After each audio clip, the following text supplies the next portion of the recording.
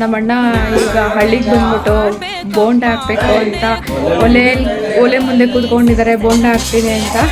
ಯಾವಾಗಲೂ ಬೆಂಗಳೂರಲ್ಲಿ ಗ್ಯಾಸಲ್ಲಿ ಮಾಡಿ ಅವರಿಗೆ ರೂಢಿ.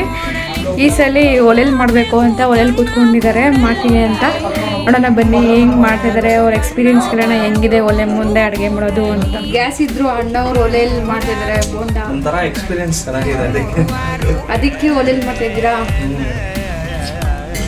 ಬೆಂಗಳೂರಲ್ಲಿ ಇದ್ರೆ ಈ ಥರ ಒಲೆ ಸಿಗಲ್ಲ. ನೋಡಿ ಫ್ರೆಂಡ್ಸ್ ಹೆಂಗಿದೆ ಒಲೆ ಅಂತ. ಇದು ಒಲೆ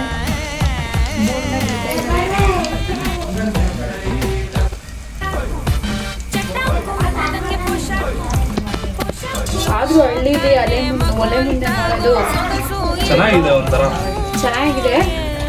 ಬಟ್ ಆದ್ರೆ ತುಂಬಾ ಕಷ್ಟ.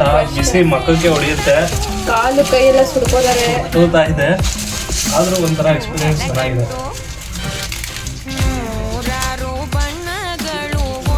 ಮಾಡ್ತೀನಿ. ಅಲ್ಲೇ ಮುಂದೆ ಕುಟ್ಟಿ ಬೋಂಡ ಹಾಕಿದ್ದಾಯ್ತು. ಹುಡುಗರೆಲ್ಲ ಊಟ ಮಾಡ್ತಾವ್ರೆ. ಬಸ್ ಸಂಗೀತ ಊಟ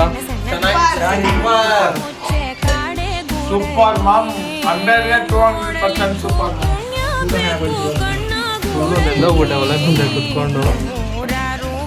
ಒಲೆ ಮುಂದೆ ಕುತ್ಕೊಂಡು ಬೋಂಡ ಹಾಕಿರೋದಕ್ಕೂ ಚೆನ್ನಾಗಿ ಬಂದಿದೆ. ಬೋಂಡ ಸೂಪರ್ ಆಗಿದೆ.